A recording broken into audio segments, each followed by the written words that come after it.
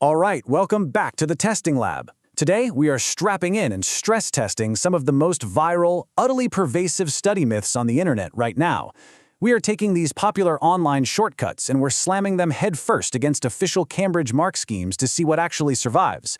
Specifically, we're launching a full-scale audit into Cambridge AS and A-level mathematics 9709, and we're targeting a notoriously brutal battleground for students, solving multi-stage trigonometric equations. I'm your lead tester, and my goal today is to act as your chief myth buster. We are going to rip apart the bad advice you've been fed on social media, look at the actual structural physics of a top-tier response, and replace those fake revision assumptions with bulletproof, examiner-approved strategies. So let's fire up the diagnostic consoles and put those shortcuts under the microscope. Let's kick this off by looking at a piece of raw intel straight from a Cambridge senior examiner. Quote, "The difference between a B and an A star in mathematics often comes down to how well you understand trigonometry." Now, I really want you to let that sink in for a second. The stakes here are absolutely massive. Mastering these equations isn't just another syllabus hurdle to jump over, it is literally the ultimate gatekeeper to those top-tier grades. We see it every single year. Students will cruise through basic algebra, but the second they hit a multi-stage trigonometry question, their structural defense completely shatters. It's the ultimate stress test of your mathematical logic, so we need to find out exactly why this happens, where is the cognitive disconnect, and more importantly, how do we hack the mark scheme to beat it every single time? So, here is the million-dollar diagnostic question. Why do candidates find multi-stage analysis and those vital method marks so incredibly hard to secure? To figure this out, we're going to run a simulation using two common hypothetical student profiles we see all the time in the lab. First, we have tester Alex. Alex represents the student who wholeheartedly trusts superficial social media study hacks. If a viral video says, "Just memorize these 3 steps," Alex does it. On the other hand, we have tester Sam. Now, Sam is a notoriously fast writer who thinks throwing massive, complex vocabulary and every math formula under the sun onto the page will somehow compensate for completely ignoring the core command word of the prompt. Over the course of this explainer, we're going to break down both of their approaches live. We'll run their answers through the grid and see exactly where the points are bleeding out, drop by drop. Here is the exact roadmap for today's diagnostic checklist. We'll start by loading the cognitive target. Then, we head into the co-op stress testing lab. After that, we'll hit a system pause and patch to lock down our defenses. Next up is the interactive viewer lie detector arena, and finally, we'll lock in the final verdict. Let's go! Entering Phase 1. Loading the cognitive target question.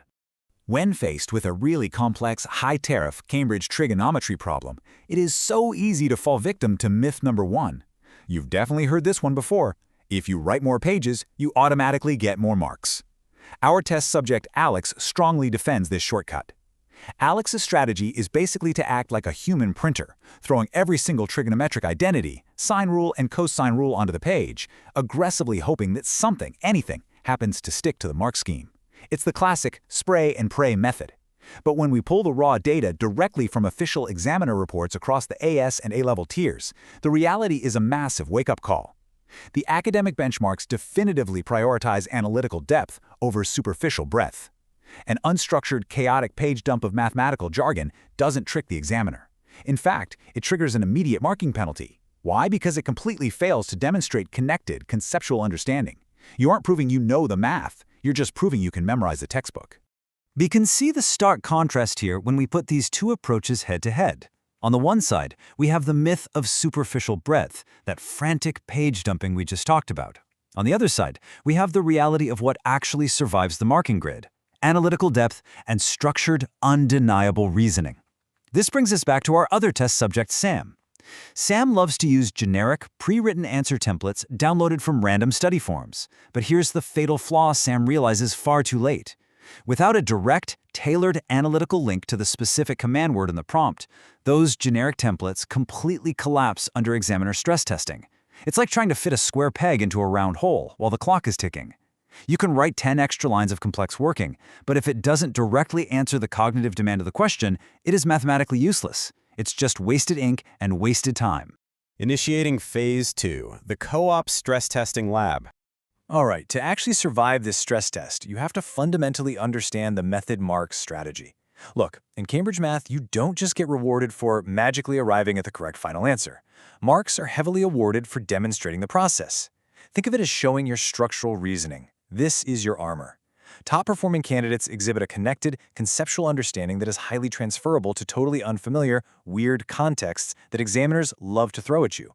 Furthermore, the official reports explicitly highlight that candidates who reference cross-topic connections, like seamlessly integrating algebra into a trigonometric proof, achieve significantly higher marks. It's not just about getting to the finish line, it's entirely about proving you know exactly how the engine works along the way. If you don't show the process, you don't get the payload. So what's actually driving those method marks? The assessment objectives are laser-targeted at 3 distinct cognitive domains. Number 1, knowledge and understanding. Do you know the basic identities? Number 2, application. Can you take that identity and apply it to the specific weird equation in front of you? And number 3, analysis. Can you logically bridge the gap between multiple steps to form a cohesive proof? When you build your equations, you have to verify live, out loud if necessary, that you are hitting every single one of these domains. If you just jump from knowledge straight to the final answer without the analysis step, the mark scheme rejects it. Higher-order assessment objectives actually demand that you evaluate alternatives and justify your steps. You have to prove your mathematical logic is unbreakable. Entering Phase 3, Mid-Test Alarm and Security Transmission. System pause. Warning lights are flashing in the lab because we have hit a critical structural roadblock. A massive vulnerability occurs when your mathematical evidence suddenly drops completely out of compliance with strict syllabus conventions. Before we blast away the biggest exam lie of the century and show you the exact patch that wins marks, you need to secure your academic defense network. Subscribe to Ace the Exams at the handle @AceTheExams right now and turn on all notifications. Seriously, whether you are tackling Cambridge IGCSE, O-levels, AS, or A-levels, do not let bad study advice compromise your final results. Lock in your defenses, hit that bell, and let's get back to the audit.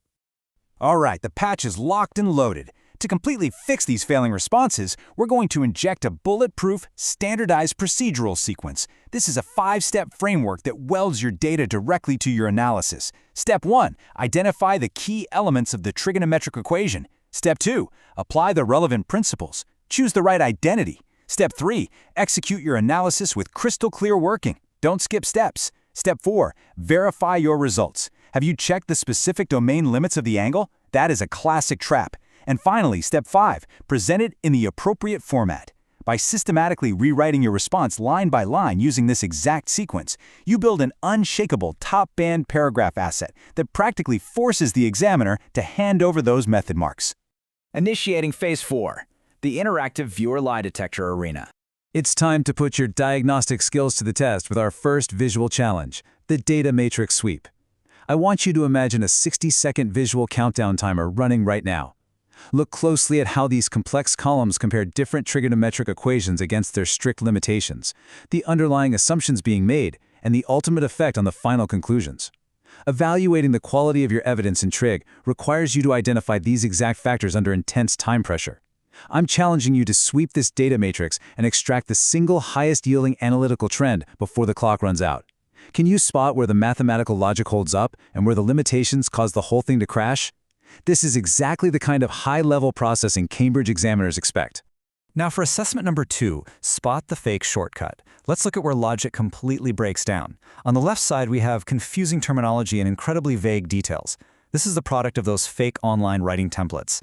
Principal examiner reports repeatedly reveal that candidates consistently confuse key terminology here, and the moment that happens, method marks are instantly forfeited. It's an automatic fail for that section.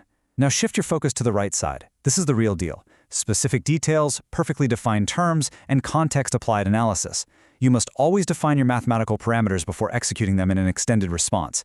The examiner needs to see that you know exactly what tools you're using and why you're using them. This specific, targeted detail is where the real A-star magic happens. Let's permanently lock this into your memory banks. We've extracted the top 3 severe red flags directly from the principal examiner reports. Warning number 1, answers are just too vague. Examiners don't want generalities. They demand specific mathematical details. Warning number 2, forgetting format and presentation checks. Are you in degrees or radians? Did you check your significant figures? Skipping these conventions bleeds marks unnecessarily. Warning number 3, answers completely ignore the given context. You can do flawless math, but if it doesn't fit the real-world context provided in the prompt, it's wrong. Turn these 3 severe warnings into a critical memory hack for exam day. Keep them front and center in your mind and avoid them at absolutely all costs. Entering our final stage, Phase 5, the final verdict. As our lab diagnostic nears completion, we need to distill everything into one ultimate, high-yield problem-solving methodology. If you want to optimize a top-band response, you have to strip out all those generic viral templates and replace them with this core system. Deconstruct, solve, evaluate. First, deconstruct the prompt to identify exactly what is being asked. Next, solve it systematically, step by logical step, leaving a clear trail of your structural reasoning.